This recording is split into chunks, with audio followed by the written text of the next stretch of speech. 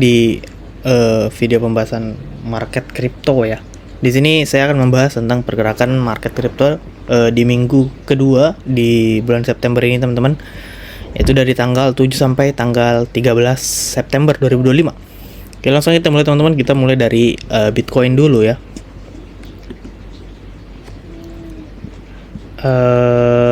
Chart ya Bitcoin ini teman-teman.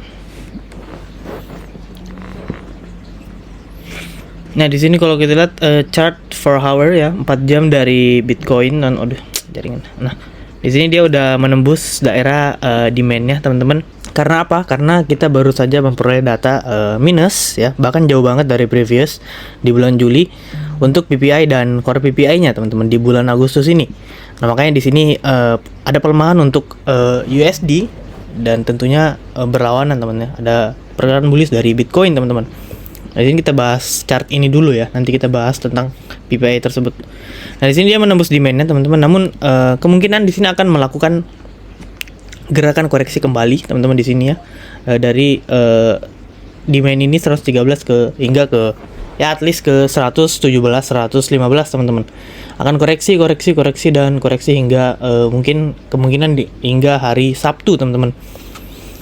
Nah, untuk selanjutnya kita bahas tentang others, teman-teman. Jadi others itu adalah, saya jelaskan sedikit, teman-teman. Others adalah perwakilan chart dari altcoin, teman-teman. Sebenarnya nggak masuk dari top 10 altcoin ya, kayak misalnya Bitcoin, Ethereum ya, BNB, Solana ya, dan lain-lain. Cuman di sini saya include-kan, teman-teman. Cuman di sini teman-teman bisa lihat ya proyeksi yang saya buat. Nah, di sini saya sudah membuat garis, teman-teman. Ini garis dari atas ke bawah ini adalah closing dari September tanggal 30, teman-teman ya. Dan di sini teman-teman bisa lihat ini tanggal 1 atau tanggal opening dari September, teman-teman. Nah, yang ini adalah previous high yang dibentuk di bulan Agustus, dan untuk yang ini, teman-teman, low dari Agustus yang dibuat sebelumnya. Nah, di sini kemungkinan akan menjemput ya, teman-teman, daerah dari low dari high dari Agustus. Jadi ya kemungkinan ada sentimen bullish, teman-teman, hingga ke sini. Cuman setelah menembus harga ini kita harus berhati-hati, teman-teman, karena bisa jadi terjadi malapetaka, teman-teman ya. Karena di bulan ini ya, teman-teman bisa lihat ya flow dari ETF Bitcoin maupun Ethereum, teman-teman. BlackRock aja lah, teman-teman, lihat ya, nggak usah yang lain, nggak usah Grayscale dan lain-lain. BlackRock aja lah. Nah, dia tuh pasti tahu sesuatu, teman-teman. Makanya mereka lebih ke arah nggak mau mendominasikan pergerakan salah satu ya. Maksud saya bearish tuh nggak boleh, teman-teman. Jadi dia kocok gitu, teman, atas dan bawah. Jadi mereka keep gray ya, bahkan ya sebenarnya itu bukan Bitcoin mereka ya, itu bahkan Bitcoin dari klien-klien mereka. Cuman ya pasti mereka punya kayak seges kepada klien-klien mereka ya, bahwa this is not the time, teman-teman, untuk melakukan ini, untuk melakukan itu. Jadi kita untuk menjaga ritme mungkin kita akan melakukan ini saja. Jadi seperti itu, teman-teman, untuk ya spekulasi saya untuk ETF yang ada di BlackRock, teman-teman ya. Nah, di sini kita lihat altcoin kemungkinan bisa bullish hingga menembus high dari Agustusnya. At least malam ini, teman-teman, sampai jam 01 New York launch, teman-teman bisa lihat pergerakan ini bisa dipantau. Nah, ketika setelah menembus previous high dari Agustusnya, nah ini bisa berhati-hati, teman-teman. Nah, di sini ya lumayan berpengaruh, teman-teman ya, dari ya chart ini proyeksinya. Di sini saya habis ambil BNB full TP barusan ya. BNB full TP, teman-teman. Nah, terus tuh di sini juga saya ngambil pump fund ya. Ini sebenarnya sudah saya ambil udah sejak lama sih, teman-teman ya. Dari 4 September saya ambil, bahkan ini udah up lumayan ya, 57%, dan saya sudah set BEP di sini. Jadi zero risk, teman-teman. Dan nah, untuk Ethereum, teman-teman, saya nggak ada lihat bullish sama sekali di Ethereum, teman-teman. Bahkan di semua koin kan yang menunjukkan pergerakan bullish ya, momentum ya, teman-teman bisa lihat ya dari mata ya. Cuman dari miner strukturnya Bitcoin Ethereum, teman-teman, di sini masih belum keluar, teman-teman, dari teriakan bearish yang ada di sini, teman-teman ya. Cuman di sini udah membentuk base. Ya, saya belum ada pergerakan dari layer 2 inilah. Dan saya mungkin akan cukup bullish ya untuk layer 2 musuhnya teman-teman, yaitu Solana. Nah, di sini Solana banyak spekulasinya, banyak yang menunjukkan bullish teman-teman. Di sini juga udah keluar dari strukturnya. Nah, di sini mungkin saya akan ngambil long ya teman-teman. Dan mungkin akan saya share di Twitter saya atau enggak di private community saya teman-teman di Gladiator. Nah, kalau paham fan ini ada saya share di Twitter teman-teman ya. Nah, mari kita recap kedua ini teman-teman. Dari Bitcoin dan others. Nah, saya ada share teman-teman ya. Di sini Bitcoin di 1 hour itu looking bullish. Ini share bahkan sebelum dia nembus daerah kotak hitam ini teman-teman ya, yang di 1 hour-nya. Kalau yang ini tadi kan kita lihat dia sudah tembus kan teman-teman. Ya, cuman saya tadi ini buat chartnya itu di jam 8.36 ya. Yang dimana data dari PPI ini, Core PPI ini belum rilis. Baru rilis 1 menit kemudian teman-teman. Nah, udah tembus di sini. Nah, jadi teman-teman bisa lihat di sini adalah looking bullish. Namun saya lihat hanya pressure fake saja ya untuk altcoin, masih belum merata volumenya. Kita bisa lihat di sini altcoin ya masih nggak kemana-mana makanya teman-teman, bahkan belum mengambil high dari minggu kemarinnya. Di sini teman-teman bisa lihat merah, hijau, ada yang merah bahkan ya. Jadi fokus ke fundamental altcoin. Bullish untuk Bitcoin, dan di waktu ini saja at least ada kemungkinan dorongan sell lagi saat crude oil inventory rilis 2 jam lagi. Yang dimana di sini cukup lumayan volatil teman-teman ya. Di sini akan pengumuman stok oil ya untuk Amerika Serikat jam 22.30. Nah, masih naik turun untuk alts, dan hanya altcoin fundamental saja yang bergerak membentuk silent bullish ya, yang nggak dikira-kira oleh market. Karena kalau misalnya teman-teman pasti bisa melihat ya, ada alt yang bahkan per jam ini itu dia naik 70%.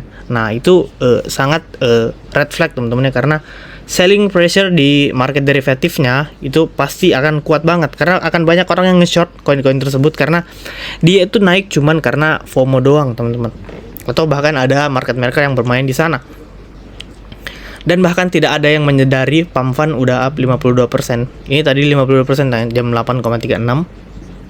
Sekarang udah jam 9 ya, waktu Indonesia Tengah dari call kita. Di sini saya call dia dari tanggal 2 bahkan teman-teman ya. Di sini pump fund. Oke, kita lanjut teman-teman. Nah, minggu ini pergerakannya masih sama, trade dari center, liquidity, dan tidak FOMO. Bitcoin bisa diperhatikan level-level demand atau enggak supportnya teman-teman. Nah, untuk others ini seperti yang tadi kita bahas teman-teman ya, akan ada kunjungan ke Brave High Agustusnya teman-teman di sini ya. Dan setelah titik itu chance untuk terjadi malapetaka di atas sana teman-teman. Untuk apalagi altcoin ya, karena others ini ketika saya membicarakan others, saya membicarakan altcoin teman-teman. Ada kemungkinan mengunjungi equilibrium Fibo-nya, dan saya berbicara tentang alts. Ada kemungkinan dia kesini lagi teman-teman ya, kuning, untuk mengambil beberapa inducement. Mungkin ini inducement bisa jadi, ini juga bisa jadi inducement teman-teman. Karena di sini belum ada likuiditas yang atau enggak SSL yang diambil teman-teman. Nah, chart proyeksi ini akan sering saya tampilkan during the September ini untuk di Gladiator aja teman-teman. Untuk sekarang alts dengan strong fundamental yang sedikit aman untuk di longkan ya teman-teman, atau enggak di buy. Nah, after SSL high-nya Agustus di sini teman-teman, kita bisa ganti strategi untuk mengikuti price action yang dibuat. Nah, teman-teman, kita bahas lagi tentang US move ya. Oke, kita bahas tentang CPI ini teman-teman.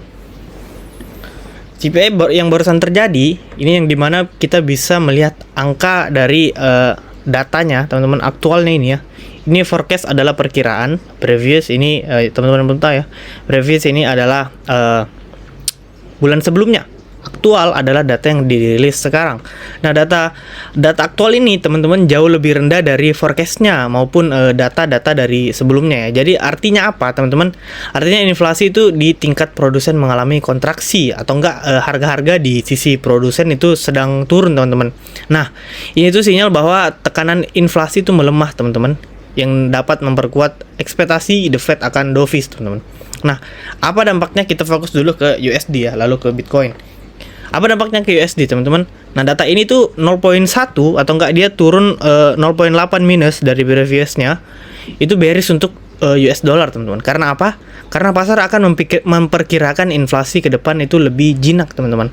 Yang dimana kemungkinan yield dari obligasi USD itu akan turun. Nah, aliran dana dari USD itu akan keluar, teman-teman.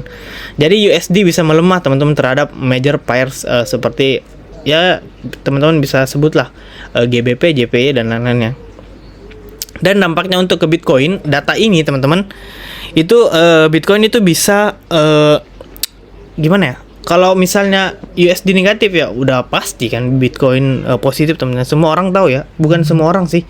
Semua trader wajib tahu seperti hal-hal seperti itu, teman-teman ya.